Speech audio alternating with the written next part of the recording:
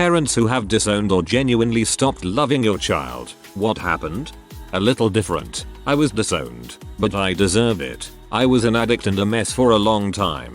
My mom couldn't keep bailing me out of trouble and watch me self-destruct anymore. I wasn't living at home. She came to see me one last time to tell me she was done. Not to contact her. She would no longer have anything to do with me. She was in pieces. I can't imagine how hard it must have been for her, but it was the best thing she ever did for me. Once she cut me off, my rock bottom came hard and fast. After a little while of living on the streets and my addiction consuming me, I made my way to a detox center, got a few days clean under my belt and never looked back. That was almost 15 years ago. After I was clean a little while, I contacted my mom, and little by little we built a relationship again, and now we're really close. I am forever grateful to my mom for letting me fall and letting me back into her life.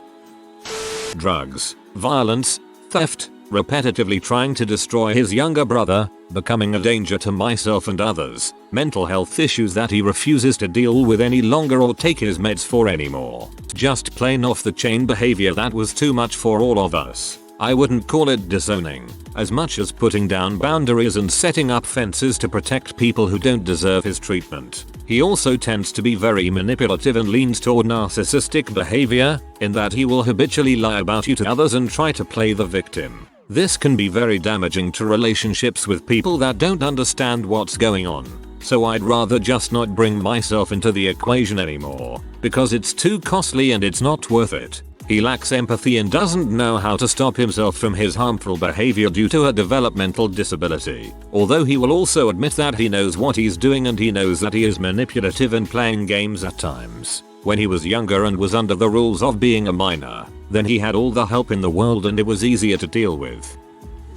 I wouldn't say I've disowned or stopped loving my son, but it's real tough to find love for him. He's almost 14 next month, and he's currently out of our home at a treatment facility. He's averaged 2 arrests a year for the last 2 years, and he's attacked my wife several times, our daughter several times, and the neighborhood kids several times. He's run away from school, run away from home, and tried to push me off the roof of our house, after threatening to jump off and hurt himself. We have become that family in our town where the police are called to our home on a semi-regular basis. He's been getting more violent as he gets older, not to mention bigger and stronger, and I honestly don't see an end in sight. The key fact I'm leaving out is that he's been diagnosed as high-functioning autistic and is also bipolar. That's like putting walls around a tornado and expecting it to stay inside the walls. A lot of what has occurred he had little control over because of the way his mind is, where he's constantly at war with himself, structure versus chaos.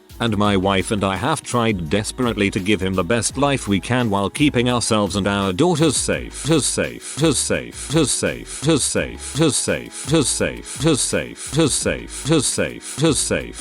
But my wife refuses to let him go. So we wake up every morning trying to give him the best life for him and our girls. My brother has the same combo and was in a similar situation at that age. He's 10 years older now and studying for a PhD and engaged to a wonderful woman. I'm not promising that it will get better, but it can. I've seen it happen. Feel free to message me if you want to talk more. I asked my biological father at 28 why he never tried to see me after he and my mom got a divorce. He said he never wanted to try for any custody arrangement because that meant he would have to pay child support. So the fear of child support led him to stop talking to his 9-year-old. He's currently doing the same thing to my 2 younger half-sisters. Some people just really shouldn't be parents. As Jehovah's Witnesses, my parents disowned my siblings and I several times since I was in my late teens. One of the JW rules is that you do not associate with others who know the truth but refuse to follow it, including family, and parents are encouraged to disown any children who have left the religion. The first time was when I was 19. It upset me. I was heartbroken and eventually they changed their minds only to do it again a couple years later and so on until I stopped caring and no longer attempt to be a part of their lives at all. Was seeing a girl in high school. Her family was JW but she really didn't care. I really liked her and it was fun, then she disappeared. Her dad found out and she was sent to live with her grandmother, never saw her again. Her sister managed to let me know what happened and that the girl was sorry. Really bummed me out for a couple years. I was a kid and my sister was much older when my parents were finally done with her. From my recollection, she went through the cycle of making one stupid decision after another, even when they would tell her and show her why she shouldn't make that decision. Dropped out of college they were paying for and used the tuition money she was refunded to buy a Firebird, then quit her job, let car run out of oil, kept driving it until the engine seized up. Parents bailed her out again, buying her what they could afford on one salary, a decent, used station wagon. Only catch, she'd take the job my dad called in favors for. Parents come home one day to find strange car in driveway, a Sunbird. It was old and crappy, but it was a one trade my sister managed to swing on the station wagon. Lo and behold, old and crappy car breaks down almost immediately and she simply stops showing up to work, gets fired, moves out with no car and no job, accusing parents of controlling her life, moves back in 3 months later, upset that I have moved into her old bedroom, which is bigger, demands to be moved back into the bigger bedroom. Parents say no, she threatens to move out, she goes on a semi-hunger strike about the bedroom. Turns out she was shoplifting and stockpiling candy to eat so she wouldn't have to eat with the rest of the family. During this time, dates a number of less than stellar boyfriends, including a guy who is 30 years older, but drives a Porsche, a guy who had been convicted of physical shaming abuse, and another guy who generally creeps everyone out by jumping the fence and just standing in the backyard at all hours of the night. Eventually, she is told to pay rent, go to college, or move out. She chooses to move out, and is gone by the end of the week. I clearly remember her threatening to burn the house down as she left. 2 months later, she asks to move back in because her roommate and best friend kicked her out. Parents say no, she's on her own unless she wants to go to college or get a job and keep it. Car breaks down again, for good, and calls and asks parents if they can buy a new one for her. Not new as in new to her, new as in brand new model year. My parents' newest car was 15 years old at the time. They say no, and not to call again. There were a whole raft of other things, too, including forgetting to pick up her grandmother from doctor's appointments, generally loathing the existence of the rest of her family, and, then, ironically, deriding the family as rednecks when she finally managed to hook a guy who was a small business owner and actually had some money. Anywho, it's been about 20 years since I've spoken to her, and, from the stuff I hear now and again through the pipeline, I'm better for it. I do expect her to come calling when my parents pass and she finds out I'm the sole heir. Another guy who generally creeps everyone out by jumping the fence and just standing in the backyard at all hours of the night. Your sister dated Michael Myers. Not the parent, but my mom ceased all contact with my much older half-brother from a different dad. He was a violent, angry addict, would steal from and beat up my grandparents and my mom. She finally had enough. He died this year and it's the first time my mom had seen him since she cut him off 15ish years ago. I now have my own kids and I've always supported my mom's decision. That said, I feel so sorry for her. No reason than when I was just her kid. I can't imagine ever reaching that point with my kids and I'm sure she never did either. Not a parent, but my parents stopped loving me the moment I was disfellowshipped as a Jehovah's Witness, and I was promptly kicked out. I knew nothing of how to live on my own at the time, but I had a decent job and survived. My brother stopped associating with them 2 years later and lives with me, and they since moved away, 1,500 miles away to be exact. It's easier to tell people I am orphan or that I do not have parents, cause it's hard to explain how they would stop loving or want to associate with their own son over some stupid cult rules. I have been legally disowned by my father. When I was 11, my mum was diagnosed with terminal cancer. This was her second diagnosis in around 4 years. Obviously she recovered the first time after intense surgery and a lot of chemo, and he did not want to look after her like he did before. He also had a new GF and her family to look after apparently, and he had no issues leaving us. When my mum passed away when I was 14, my brother, grandmother, him and I met up to discuss who I was going to live with. The plan was my brother and his family. Father was never considered. and he showed up and declared that he was in the process of going to court to legally emancipate himself from me. He went out of his way to legally declare that I was no longer his child, just so that my brother, 22-year with a wife and 2 young children already struggling on 1 paycheck, couldn't seek child support. Needless to say, it stung coming only days after my mother's funeral. What an ass. Hugs to you. Peace to your mom. My biological father divorced my mom and also his 3 kids, basically bouncing out of our lives and making it clear he wanted next to nothing to do with any of us when he left. Man, years later, at my older sister's funeral, that he had the freaking gall to attend, I asked him why he did that. He said, "I thought it would be easier for everyone." He actually meant it was easier for him to run home to his wealthy family and enjoy a second adolescence while my single mother worked 2 jobs to feed 3 kids under 10 with 0 child support from him. Our fathers are 2 in the same. Crappy. My mother simply didn't want kids but never bothered to prevent having all 3 of us to different men.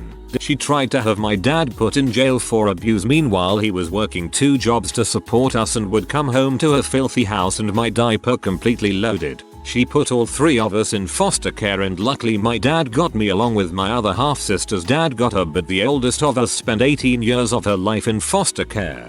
I last saw my mother when I was 6 because she had seen that my dad was successful and wanted to use him for money. He brought me to her park to meet her and she blatantly ignored me and instead was all over my dad. He's a smart man and realized this, and that's the last time I ever saw her. She never sent 1 birthday card or ever paid a dime of child support to my dad because she didn't want kids and wouldn't take any steps to prevent it 3 separate times. Congrats mom, you're the world's biggest POS. My mother was disowned by her parents for her interracial relationship. There's been some discussion below, so I'm going to put it up here along with a little more detail. Yes, we are from the South, Arkansas.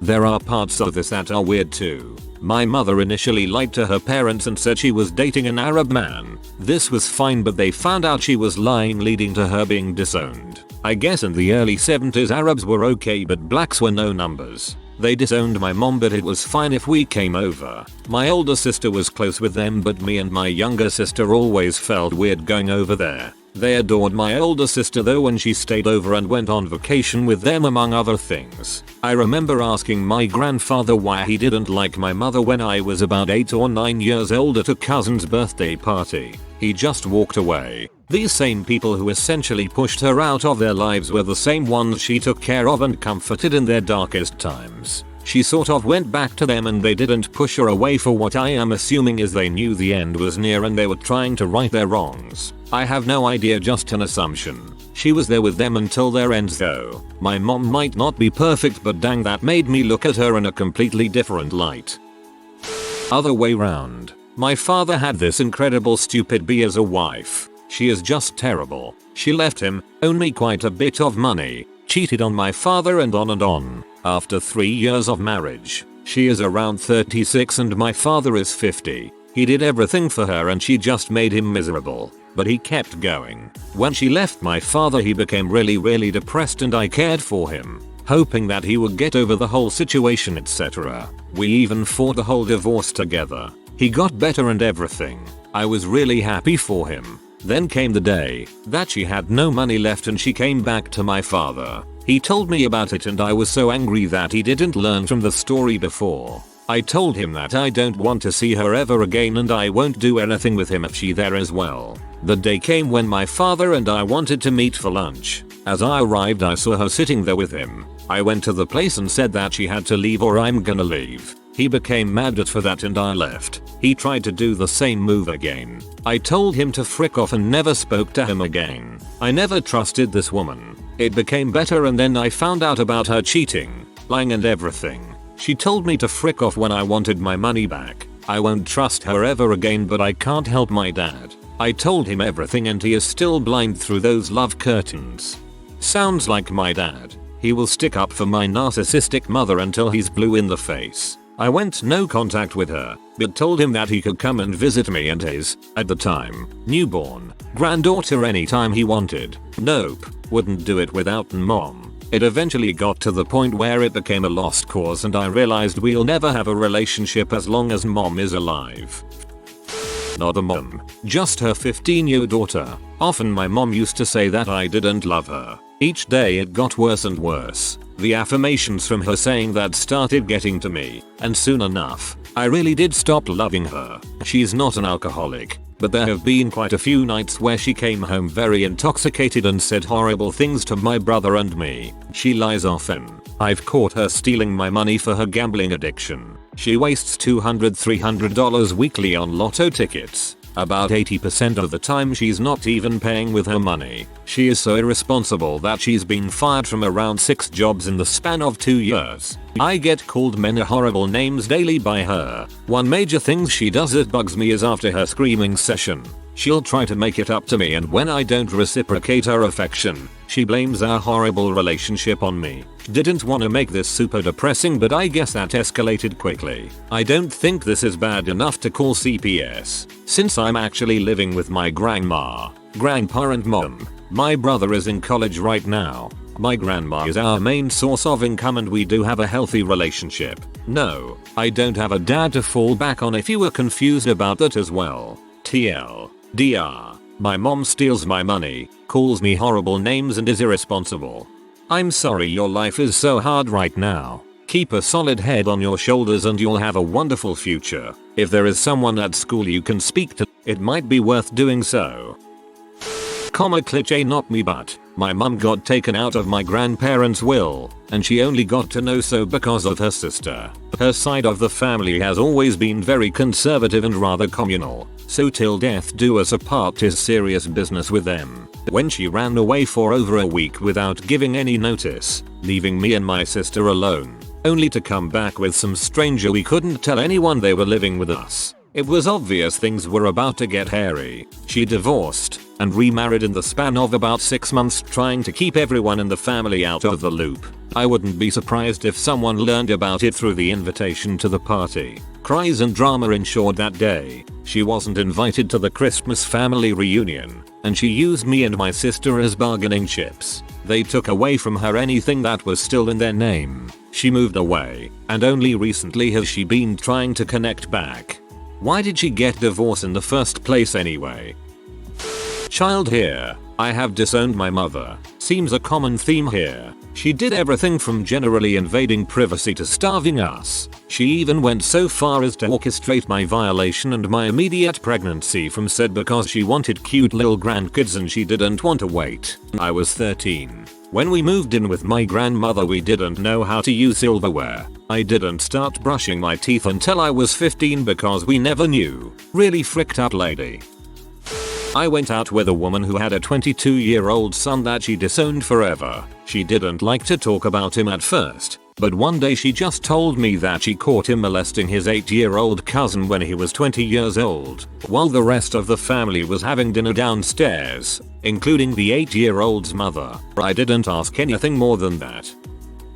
I can answer for my mother. I cut contact from her, but from what I hear nowadays she hates me for ruining her life. First awful thing I did. My mother purchased her first home when I was 12. She had always had this vision of me having a house and playing in the backyard as a child, and I think she felt like I was missing out by living in apartments all my life. Thing was, I had no desire to move out of where we were, and probably more importantly, she couldn't really afford a house, plus this was just around the housing crisis as well, so the price was super inflated and dropped significantly a year later. We only lived there a year before moving in with her at the time boyfriend and renting it out. I apparently was the sole reason that she purchased that house. She did that for me, so it was my fault that she bought a house she couldn't afford. Second awful thing I did. She got pulled over while driving to a nearby city because she was swerving on the freeway. I was 13 at the time and had fallen asleep, but got woken up by the car shaking back and forth and almost hitting a semi while she was asleep at the wheel. I woke her up and she insisted on pushing through, and not too long after she was pulled over by an undercover cop. I watched as she was failing the sobriety test hard. She fell a couple of times trying to walk in a straight line. I cooperated with police and gave over the prescriptions she had in the car with her. So basically that was an act of betrayal. She was in the medical field and was struggling to keep a job that would hire her with a record. Charged with child endangerment. So she was driving while heavily medicated, but I took most of the blame because I wasn't loyal to her and sold her out to the police. So now her finances are in shambles and can't keep a job in her field because of the awful things I did as a teenager. Her career is ruined because of me. A lot more happened to damage our relationship, but I think she would identify these two things as the main reasons having me as a child ruined her life. I disowned my older sister. It was always it's either I get my way or I'll throw the biggest fit. She would always talk crap about my parents, how they never give her anything when they really were. Bought her a really expensive dress for a beauty pageant when they were struggling financially. Helped with taking care of her car. Asked for money from them. And other stuff. The guys she would date were all buttholes and that would cause my dad to stress and worry about her. She would always cause problems for my parents. I remember my dad having to go to the hospital because he had really high blood pressure due to the level of stress she was causing one night, and she thought he was faking it. Besides that, she was one of my biggest bullies I had growing up. Our fights would turn into fist fights. When I was 19, my parents and sisters, I have an older and little sister, and I had our first family therapy session, and I basically laid out everything I have been feeling about her and my relationship with her. Obviously, it didn't make our relationship better because she felt like she did nothing wrong. It's been 10 years after that and it was the last time I had a conversation with her, and my life has been a little less stressful since I don't have to be walking on eggshells. Whenever she's around I don't even look at her. I'm just so tired of her thinking that my parents don't love her and her bullying me that I decided to cut her out of my life after that therapy session. I don't regret it. I disowned my stepmom for shooting my cats, killing them and threatening to do the same to my dog. There are many more insane stories. Unfortunately my dad doesn't understand. He has issues also.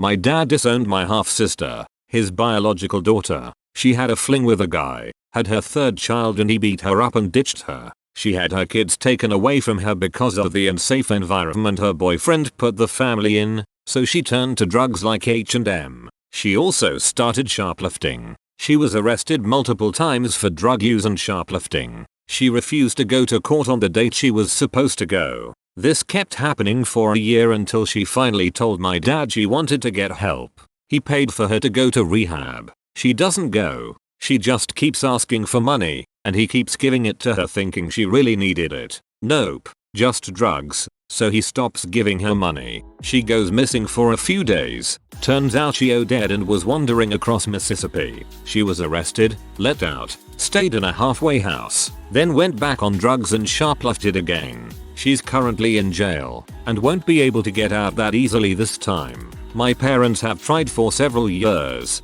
but they just can't anymore. She's in her 30s, and you just can't force someone to get rehab. They want to have to change their life, and if she doesn't, there's no point. If you are new to the channel, you can subscribe. I publish new videos every day. Until then, check another video.